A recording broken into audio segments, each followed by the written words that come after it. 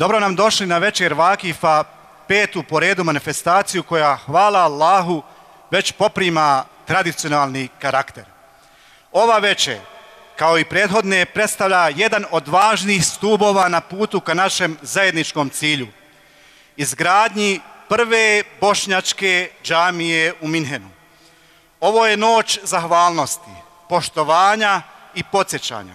Noć u kojoj se prisjećamo značaja vakufa, trajnog dobra koje ostaje iza nas. Noć u kojoj iskazujemo priznanje onima koji svojim doprinos grade naš džemat, našu budućnost i teže Allahovom zadovoljstvu. Jer samo sa sviješću o Allahovoj nagradi možemo ustrajati, a mi nećemo stati. Jer tek sada, kada smo prešli više od pola puta, jasno vidimo sjaj naše buduće džamije, svjetionika koji će sijati ne samo u Minhenu, nego i u srcima svih nas ovdje u dijaspori. Vakuf nije samo imetak, to je vizija, nasljeđe i amanet koji se prenosi s generacije na generaciju. Večerašnje okupljanje je dokaz da naša zajednica ima snagu, volju i svijest da ulaže ono što nadilazi prolazno i vodi vječno. Večeras nas je okupila posebna noć, noć ponosa, noć vakufa. Večeras okupljaju utakmice i koncerti, a mi smo počašćeni od strane Allaha Đelešanuhu da nas okuplja jedinstvo uz Kur'an i Kerim. Ovo je noć zahvalnosti, noć nade i zajedničkog pogleda u budućnost. Okupila nas je ljubav prema Allahu i prema njegovoj kući koju zajednički gradimo, našu džamiju, naš ponos i naš trajni vakuf. Okupljeni smo ovdje s jednim ciljem, da se zahvalimo svima koji su na bilo koji način doprinijeli izgradnju naše džamije, te da zajedno podsjetimo sebe i drugo koliko je velika vrijednost i čast učestvovati u ovakvim hajirli djelima. Stoga na početku iskreno i od srca zahvaljujem svakome od vas, onima koji su darovali od svoga imetka, onima koji su svoje vrijeme, znanje i trud uložili i onima koji su dovom i podrškom stajali uz ovaj hajirli projekat. Neka vam uzvišeni Allah svima u Kabuli upiše u dobra djela. Naša džamija nije samo građevina od betona i kamena. Ona je trajni vakuf, trajno dobro, zauvijek utkano u zajedničku historiju Bošnjaka. Ova džamija je vakuf islamske zajednice u Bosni i Hercegovini, krovne institucije našeg naroda i naše vjere, islamske zajednice Bošnjaka u Njemačkoj, koja nas povezuje sa našim korijenima i okuplja nas u vjeri, jeziku i tradiciji. Ova džamija je vakuf našeg džemata, džemata Hidaje, koji iz godine u godinu pokazuje snagu zajedništva, sabura i odlučnosti. U Kur'anu Kerimu uzvišeni Allah kaže: ko je taj koji će Allahu drage volje dati zajam da bi mu ga on mnogostruko uzvratio? Allah uskraćuje i obiloto daje i njemu ćete se vratiti. Stoji u suri El Bekare u 245. ajetu. A naš voljeni i plemeniti poslanik sallallahu alejhi ve sellem nas podučava da ko sagradi džamiju u ime Allaha, Allah će njemu sagraditi kuću u džennetu. Ovo nisu samo riječi, braćo i sestre. Ovo su obećanja od Allaha svjetova i njegovog miljenika, poslanika Muhammeda alejhi selam. I svako od nas večeras ima priliku da bude dio tog obećanja. Naša džamija nije samo građevina, to je mjesto susreta, učenja, odgoja, zajedništva, mjesto gdje djeca uče prve sure, gdje se srca okreću Allahu, gdje se slavi život, jeli i oprašta smrt. To je naš dom u tuđini, ali je blizak našim srcima. Zato je svaki eur, svaka marka, svaka minuta, svaka kap znoja i svaka dova uložena u izgradnju ove džamije zapravo ulaganje u vječnost. Vakuf ne prestaje djelovati ni onda kada nas više ne bude. On i dalje piše dobra djela onima koji su ga podržali. U ovom projektu svako je dao ono što je mogao i ono što je imao. Neko je dao novac, neko je dao znanje, neko fizičku snagu, neko svoje vrijeme i svoje noći bez sna. Odritati se u ime Allaha je najveći oblik iskrenosti, jer ono što se daje njemu nikada sigurno izgubljeno nije. Pozivam vas, draga braćo i sestre, i sve one koji nisu večeras sa nama, a čući će ovaj nas poziv, da nastavite podržavati izgradnju naše džamije. Svako može biti dio ove priče. Niko nije previše siromašan da ne bi mogao dati makar dovu, srce ili osmijeh za ovu našu džamiju. Zajedno možemo završiti ono što smo zajednički započeli, jer vakuf nije trošak, to je trajna investicija. Sve što ste ugradili u Allahovu kuću nikada nećete izgubiti i sve što se ugradi nikada se ne gubi. To je naš most prema ahiretu, naše svjetlo koje ne gasi vrijeme. Zato budimo vakifi, oni koji ostavljaju trag. Ne čekajmo druge, mi smo ti koji će inšallah i ta'ala dovršiti ovu džamiju i s ponosom reći i ja sam zaista dio ovog.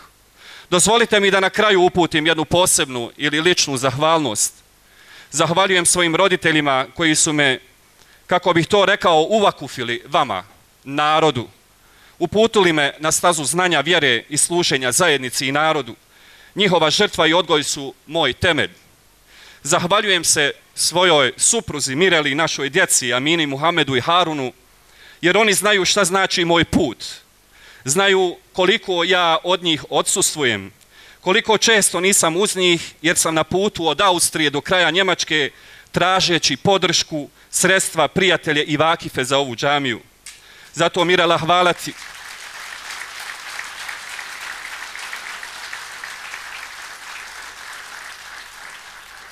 Zato Mirela, hvala ti, ti znaš koliko tereta nosiš i bez riječi. Tvoja tešina i tvoja snaga održavaju naš dom. Tvoja žrtva je dio svakog zida ove džamije i to želim da znaš. Svake cigle, svakog abdesta koji će se ovdje uzeti i svake dove koja će se u njoj proučiti. Zajedno gradimo ovu džamiju, ali ti si ona koja gradi naše ognjište. To znaju oni koji su aktivisti džemata, koliko odsustvuju od svojih porodica. I ovo se isto odnosi na njih i njihove porodice. Neka Allah svima nama primi naša dobra djela, neka učvrsti naš nijet, očisti naša srca i neka nas sve zajedne upiše među iskrene vakife. Neka ova džamija bude svjetlo ovog naroda i sigurno utočište za generacije koje će doći. Neka nas spoji u dobru i očuva naš džemat u slozi, ljubavi i vjeri. Hvala vama svima još jednom što ste večeras došli i podržali ovu manifestaciju Vakif 2025. Posebno se još jednom želim zahvaliti glavnom imamu Islamske zajednice Bošnjaka u Njemačkoj, predsjedniku Sabora Islamske zajednice Bošnjaka u Njemačkoj, našem hafizu, doktoru Benjaminu Idrizu, koji se utkao u ovu manifestaciju puno više.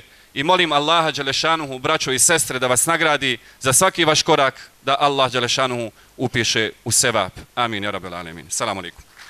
Uvaženi efendija, evo ove godine na večeri Vakifa, vi ste također ovdje s nama u Minhenu. Velika je to naravno i čast da jedan, dakle, glavni imam Islamske zajednice u Njemačkoj dođe i svojim prisustvom, dakle, i uveliča ovo i da značaj. Zašto da da značaj? Zbog toga što, evo, već drugu godinu održava se večer Vakifa s ciljem prikupljanja, naravno, i sredstava, a sa ciljem izgradnje džamije, prve bošnjačke džamije iz temelja. Evo, kako se prvo osjećate ovdje i koje su to možda poruke koje možemo izvući iz cijele ove priče o gradnji upornoj, ja ću slobodno tako da kažem, sa ciljem jačanja svog identiteta? Prije svega moram kazati da je meni čast posebno da sam danas ovdje na ovoj večeri Vakifa, u ovom džematu, i ovo je na neki način možda i sramota kazati, ali prva prilika da dođem da obiđem ovaj objekat koji je zaista na ponos svih Bošnjaka u Njemačkoj i Islamske zajednice u cjelini. Tako da meni je posebna čast da mogu danas i prisustvovati ovoj večeri Vakifa i da mogu zajedno dati svoj doprinos zajedno sa ovim džematlijama, da ako Bog da idemo tim putem. Što se tiče samog džemata, odnosno ove gradnje, ove uporne gradnje, kako vi to kažete, ili ustrajne gradnje, ako hoćemo ustrajne, apsolutno. Ustrajne gradnje, ako hoćemo da kažemo, jeste činjenica da smo mi svjesni koliko su naši džemati i naše džamije bitne za opstanak nas kao Bošnjaka, kao muslimana, da očuvamo naš kulturni identitet, da očuvamo svoju tradiciju, da očuvamo svoj jezik i da naša djeca, ako Bog da u budućnosti, nastave tim putem koji smo mi, evo da kažemo, zacrtali. Još od rata, slobodno mogu kazati i prije rata, Bosanci i Hercegovci imaju tu naviku da bolji život potraže u Njemačkoj, evo konkretno. Mi znamo, evo mlađi smo ti gastarbajtera. Danas to više nije tako. Danas je to na način da je sasvim normalno iz nekih drugih razloga, da li političkih, poslovnih, društvenih, otići u Njemačku. U Njemačkoj ima veliki broj Bošnjaka. Jedan od podataka kaže da nas ima oko 20.000 samo ovdje u Minhenu. Šta nam to, efendija, govori? Ipak mi na kraju čuvamo svoj identitet, čuvamo svoju vjeru, čuvamo svoju tradiciju. To nam prije svega govori da je ovaj svijet postao neko malo selo, kako mi to imamo običaj kazati, i da ljudi zaista imaju priliku da putuju i da svoje kompetencije, svoje znanje, svoje sposobnosti pokazuju i na drugim mjestima mimo naše domovine i Bosne i Hercegovine. To dalje govori da naš narod ima posebne kvalitete i da je sposoban da se adaptira, da se prilagodi i da se integrira u društva u kojima jesmo. I mi to ovdje u Njemačkoj itekako svjedočimo, gdje naši Bošnjaci pokazuju da su u svim segmentima, svim porama ovog društva i to je ono što nas posebno raduje. Sada je situacija takva da će vjerovatno, uz Božju naravno pomoć, sljedeće godine biti zvanično otvaranje ove džamije. Koliko se sada to mijenja u odnosima u islamskoj zajednici u Njemačkoj? Koje su sada to procedure, koje su obaveze džemata i daje, obaveze islamske zajednice? Kako sada to ide? Mi se nadamo prije svega da će do sljedeće godine, ako Bog da, džamija biti gotova i spremna, a onda ćemo pokrenuti naše interne procedure koje postoje. Mi imamo pravilnik o otvorenju džamija. Pozvaćemo naravno i Res Selom islamske zajednice u Bosni i Hercegovini i odgovarajuće goste koji će doći tu i koji će, ako Bog da, zajedno sa ovim vrijednim džematlijama koji su najviše truda uložili ovdje, otvoriti tu džamiju za Allahu dželešanovu pomoć koja će biti na korist svima nama ovdje na ovom prostoru. Za kraj ovog razgovora, evo, koja bi vaša poruka bila kako džematlijama ovdje u Minhenu, tako i evo našim gledalcima koji nas prate i u Bosni i Hercegovini, ali i u dijaspori? Moja poruka ukratko bi bila da i dalje ustrajavamo u gradnji, ne samo džemata kao objekata, nego da gradimo i našu zajednicu, naš odnos prema svojoj zajednici, da budemo još više u našim džematima, da još više zajedno se borimo, da očuvamo svoju kulturu, tradiciju i svoju vjeru na ovim prostorima. Efendija, hvala vam puno. Hvala vama.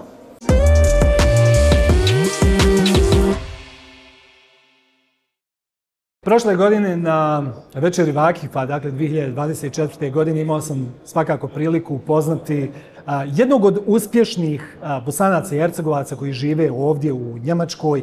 Radi se o advokatu Mujakić Ismet, ali danas nećemo govoriti o njemu. Prvo, evo, zahvaljujem vam se što govorite ponovo za našu emisiju i za Hayat TV. Hvala vama.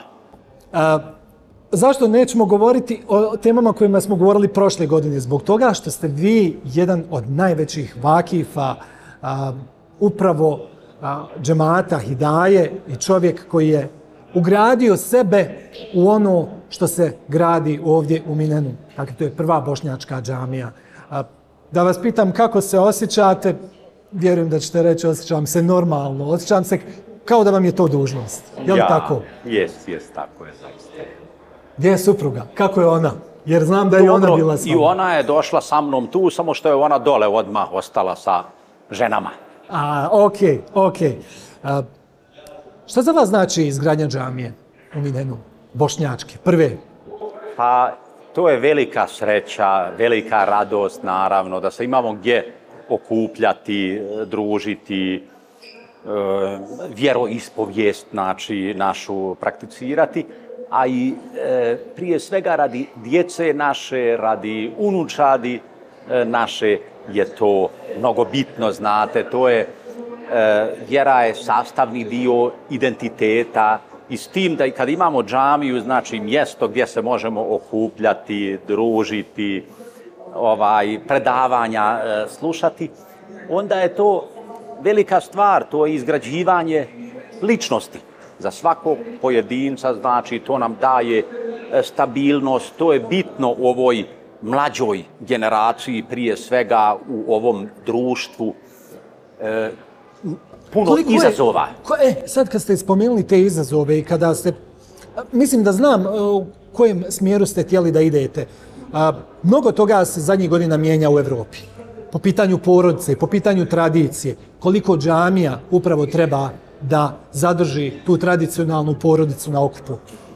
Tačno to, džamija, vjera, džemat imaju stabilizirajuću, po mom mišljenju, znate, stabilizirajuću funkciju, a i orijentaciju daju tim mladim ljudima, tom mladom svijetu, znate, da se možemo mi i ovdje danas okupiti, znači, a da ne moramo se okupljati u diskotekama, u kafanama, znači, i u džamiji se uči i odgoj, da se razumijemo. Uči se i o porodici, uči se o ponašanju, uči se o životnim vrijednostima, svakako. Naravno. Jeste li boravili u džamiji u posljednjem periodu?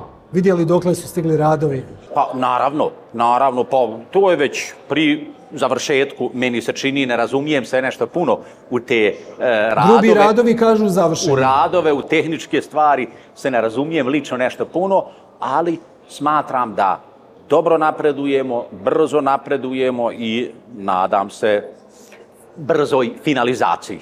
Postoji jedan čovjek koji je bio vaš klijent, koliko sam upoznat, koji je ostavio najveću donaciju za izgradnju džamije, međutim javnost o njemu ništa ne zna. Fantom, duh. O čemu se radi? Evo, ekskluzivno da nam otkrijete. U pravu ste, to ste lijepo formulisali, on ispadne tajanstven čovjek, zato što nikad nije upoznao nikoga od odbora, mada sam ja to njemu predlagao, ja sam njega molio da se sretnemo sa odborom, eto tako, sa džematlijama. Međutim, to je bio toliko pobožan, a i skroman čovjek, da on nije želio uopšte nikakvu hvalu od nas ljudi, znači od džemata.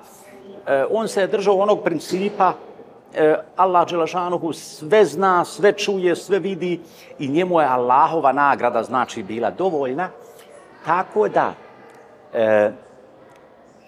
on je bio moj klijent i radi se ovako o doktoru Stirad Heren Sarka. Rođen na današnji dan, vidite te slučajnosti, 1931. godine u Brünnu, u Češkoj, to je Republika Češka.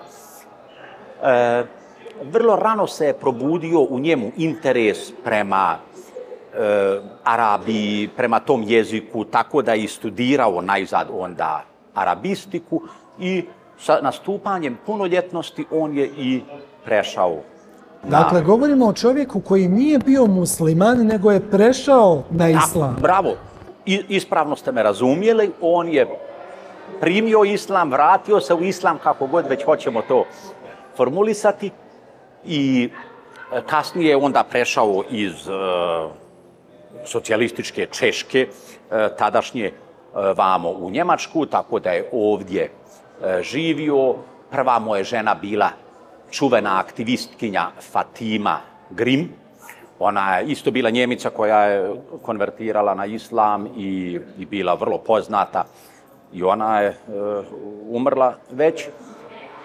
I mene, doktor Heren Sarka je bio moj klijent i tako, kad smo se dugo godina, i kad smo se upoznali, on mene jedne prilike pita gdje sam ja džematlija, u kojem džematu. Ja sam onda rekao u džematu Hidaje. On je mene onda ispitivao kakav je to džemat, je li to u redu. Ja sam rekao da smo mi manji džemat, neki 700 članova imamo, ali da smo vrlo aktivni i šta ja smatram da je veoma pozitivno za nas džemat, da smo transparentni. Trudimo se svi, znači, i odbor i svi aktivisti da imamo transparentnost, znači, u našem džematu. I njemu se to nekako dopalo I on onda mene jedne prilike, opet kasnije, bio je to proces koji je trajao, možda od tog prvog razgovora kad me prvi put on pitao za džemat, pa sigurno 2 godine, ja bih rekao. I onda on kaže, Ismete, šta ti misliš o tom da ja sve svoje imanje testamentom odredim da to bude vakif, znači da naslijedi to džemat. Ja sam rekao, to je tvoja odluka, tvoje imanje, to ti odluči, ja u to ne mogu ulaziti. Prije svega, i ne želim, prije svega zbog toga što je on imao sina. On je imao 2 djece, ta Fatima Grim je njemu rodila 2 djece, ali je kćerka već umrla kao dijete od nekoliko mjeseci. Ima sina živog i tako da ja nisam mogao nikako i želio ulaziti u te porodične odnose, znači šta će on ostaviti sinu, šta će džematu, kako će on to odlučiti. Uglavnom, on se je prilično brzo onda izjasnio da on želi sve svoje imanje, znači nekretnine i ušteđevinu, znači ostaviti džematu. Ja sam onda njemu pomogao oko toga u tim formulacijama, znači on je napravio takav testament. I onda sam ja, znajući da će doći taj trenutak, jer je on, kažem vam, 31. godište, bio je čovjek već u godinama, da će doći taj trenutak da njega neće biti, a da će radoznalost džematlija, jer on je meni rekao da ništa ne smijem govoriti. Ja sam se naravno toga držao, znači to je poslovna tajna za mene, ja sam znao da testament postoji, znao sam koje je to bogatstvo koje mi dobivamo poslije njegove smrti, ali ništa nisam govorio, ali sam ja njega u više navrata pokušavao motivisati da dođe sa mnom u prostorije džemata, da ga upozna odbor. Nećemo ništa govoriti, znači, ali eto da ljudi onda mogu kasnije znati, aha, vidjeli smo tog čovjeka i to. Međutim, on je to odbijao na osnovu svoje skromnosti. Znači, nije mu značilo ništa i tako da je on to napravio, ostavio veliko imanje. Inače je čovjek bio arabistiku, je studirao, umro u oktobru 2018. Radujete li se tom prvom susretu sa, ja to tako kažem, nekako gospodarem, odnosno svaki put kada se padne čelom na pod, kada se molimo Bogu, zapravo povezujemo se s njim. Radujete li se tom prvom namazu u novoj džamiji? Naravno se radujem i teško to čekam. Čekam da dočekam, želim. A eto dočekat ćemo ako Bog da sljedeće godine. Ako Bog da. Ja se iskreno nadam da ćemo mi ponovo ovdje biti s vama i da ćemo zajedno u veselju i svečanosti dočekati to, jer pratimo to jako dugo. Hvala vam puno za ovaj razgovor. Ja se vama zahvaljujem puno.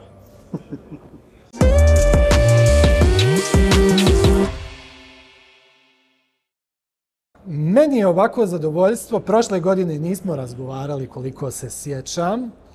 Abdul Vehab Efendija, prvo nešto moram da kažem što vam nisam rekao prošle godine. Meni je nekako bilo srce puno kada ste vi bili neko ko je izašao na binu, kao neko ko je najviše uvakfio u ovu džamiju. Da vas Allah nagradi. Evo ja ću tako da kažem. Amin, amin. To je možda pokazatelj koliko je vama stalo do ovog džemata. Naravno da nam je najviše stalo zbog džemata, jer je džemat naša druga kuća. Ili da kažem prva kuća, jer mi našu džamiju gradimo kao svoju sopstvenu kuću.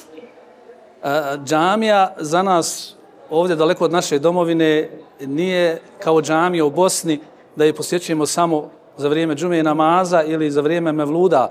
Mi smo ovdje u džamiji, tako reći, svoji na svome. Naš čitav vjersko-kulturni, socijalni život odvaja se u džamiji. Čak što više i politički, jer sve ono što je vezano za našu domovinu, za našu vjeru, zapravo odvija se u džamiji.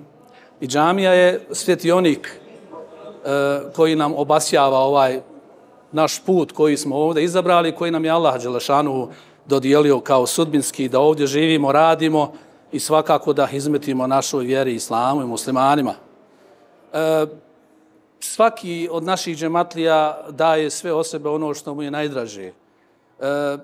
Vjerujem da to svi džemati rade, ali pošto sam ja svjedok od samog početka, od 2009. godine kad smo osnovali naš džemat, od tih 30 članova prvih sa svojim familijama, pa sve do današnjih dana kada brojimo preko 600 članova, ja poznajem samo uspon jedan, u svakom pogledu, i u duhovnom, i u kulturnom, i u socijalnom, i u vjerskom, i u svakom pogledu, i vidim da ljudi žrtvuju sve od sebe što mogu, ono što im je najdraže. Slušajući ajet od Allaha Đelešanuhu da čovjek neće, odnosno vjernik neće postići potpuno dobročinstvo, bogobojaznost, sve dok ne udjeli od onoga što mu je najdraže, jel? Dok ne udjeli od onoga što mu je najdraže. Mi smo posjetili, to su naši gledaoci mogli da pogledaju u posebnoj i specijalnoj reportaži o gradnji džamije, džemata Hidaje. Sjećam se prošle godine kada smo tu boravili, tu su bili samo zidovi. Nije se moglo pristupiti. Danas se već može ući unutra u podrum, na prizemlje, na prvi sprat, sa prelijepom kupolom i zaista to počinje da dobija obrise. Kada vi uđete unutra, kako reagujete? Je li osjetite neku posebnu ljepotu ili se radujete danu kada ćete konačno prvi namaz tu klanjati? Pa naravno da se svi radujemo. Samo približavanje gradilištu i džamiji gdje je već krov stavljen, dakle džamija je tu, vjerujem da srce svakog vjernika zadrti, da malo jače kuca i da se pojave u glavi neka stremljenja dodatna kad se sagradi džamija, kako će to izgledati, šta treba još da radimo. Dakle, naravno, kad se ta džamija sagradi, ako Bog da sljedeće godine, prestoji pred nama možda još veći zadatak da tu džamiju našu ispunimo sadržajem koji će biti privlačan ne samo za naše Bošnjake, muslimane, nego i za stanovnike ovog grada, prelijepog grada Minhena, koji broji preko 1,5 miliona stanovnika, koji nas je ovdje unjedrio, koji nam je dao, dakle, priliku da živimo. I u tom smislu ja se zahvaljujem, dakle, građanima ovog grada koji su jednostavno tu sa nama zajedno žive i mi dijelimo zajedno. Vidite, nije zaista mala stvar. Dobro, razumijevajući tu situaciju da mnogo vas je u Njemačkoj od poslije rata, razumijevajući i tu situaciju da ste se integrirali u ovo društvo i posebno uzimajući situaciju da ste vi vašim ponašanjem, dakle cijela zajednica, zavrijedili poštovanje gradskih službi, povjerenje gradskih službi i da krenete u jedan tako odvažan projekat kakav je traženje dozvola za izgradnju vjerskog objekta u, realno govoreći, kršćanskoj zemlji i da to sve uspijete. Kada se sve to sagleda, kakav je vaš osjećaj? Pa vidite, mi Bošnjaci, dobri Bošnjani, mi smo u stvari Evropljani. Mi smo starosjedioci ovog kontinenta Evrope i da se nama lakše integrirati u ovo društvo njemačko. Naravno, pokazuje to sve da sad ove generacije mlađe, da su to advokati, doktori, da su to ljudi koji su političkim sferama, političari, advokati. Da, postali smo faktički integralni dio njemačkog društva. I Švabe su prepoznale, dakle, Nijemci su prepoznali taj naš kapacitet, tu našu spremnost da se integrišemo, da budemo dio ovog društva.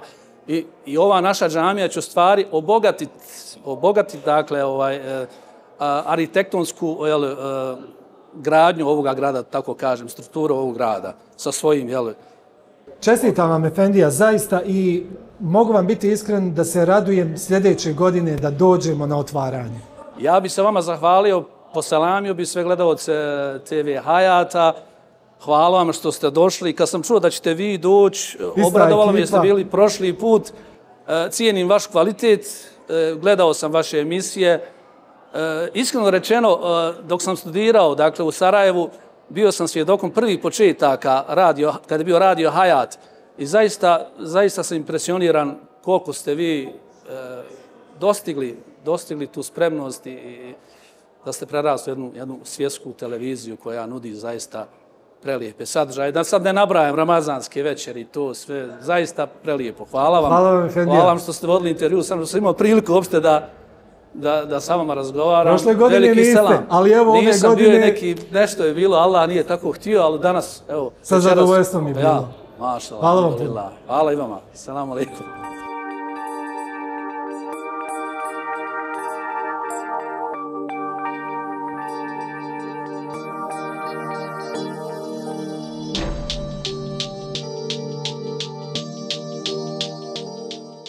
Sjećam se prošlogodišnje priče kada mi je naš domaćin Hasan Halilović kazao da je Hafiz Benjamin Efendija Idriz, imam džemata Penzbergu, jedan od prvih ljudi koji je došao i koji je pružio ruku pomoći za izgradnju džamije Hidaje. Jesam li pogriješio, uvaženi Hafize? Ja se ponosim s tim ako je tako, bez obzira da li sam među prvima ili među zadnjima, važno je biti dio ovog tima, važno je biti dio ove zajednice, a ja koliko sam mogao, dao sam maksimalni svoj doprinos i daću i dalje, sve dok ne bude završen ovaj projekat koji je važan za ovaj grad. Ja mislim da mi kao imami nosimo odgovornost da budemo primjer u ne samo propagiranju, ne samo u afirmaciji i da apeliramo na ljude da daju, nego oni sami da daju. Dakle, živi primjer kada džematlije vide da Efendija daje svoj doprinos, novčani taj doprinos, taj prilog, mimo truda i vremena i energije koju on ulaže. Ali kada učestvuje sa svojim prihodom, onda to je dodatna motivacija drugim ljudima. Ja sam se trudio koliko sam mogao da budem dio ovog projekta i da dam svoj doprinos. Nije samo dati i reći ja sam dao. Jedan imam u džamiji Vogošća često zna da kaže udjelite od sebe za sebe. Jer ono što udjelimo za izgradnju džamije, za održavanje džamije, to nam se mnogostruči na sudnjem danu i u dženetu. Koliko je zapravo bitna ta poruka, da se takva poruka prenese ljudima? Pa istina je to, samo ono što dajemo, to ćemo ponijeti i sa sobom. Ukoliko budemo dali ono što će ostati poslije nas, ostavili smo neki trag i bili smo možda uzor i primjer budućim generacijama. Zato je alejhi salatu vesselam jedne prilike kada je došao u kuću i pitao je svoju suprugu Aišu, radijallahu anha, a ona je međuvremeno dok je alejhi salatu vesselam bio odsutan, dijelila je ono što je ostalo od mesa. Pitao alejhi salatu vesselam da li je ostalo nešto od mesa. Ona kaže ništa nije ostalo. Ali salatu kaže ne, to što si dala, to je ostalo. Dakle, to je ta poruka. To je ta poruka. To što mi dajemo, to na neki način dajemo mi sebi. Ulažemo u našu budućnost, a naša budućnost je posle naše smrti. Prema tome, svaki trag koji ostavimo, svaki prihod koji dajemo, svako žrtvovanje je na neki način ulaganje u sudnji dan i za život posle smrti. Nagnali ste me sada na jedno razmišljanje koje sam čuo proteklih dana boraveći ovdje, a to je da Bošnjaci ovdje u Njemačkoj su postali integralni dio društva, postali su uspješni doktori, inženjeri, vjerski radnici, političari, ekonomisti, pravnici i tako dalje, doktori. Koliko je bitno da ono što radimo zaista ostane iza nas za buduće generacije koje će govoriti upravo o ovim generacijama koje su to sve pokrenule. Vidite, Bošnjaci kao jedan autohtoni muslimanski narod je u Europi posebno prihvaćen. Dakle, to je jedan benefit, to je jedan plus, ali to treba koristiti na najbolji način.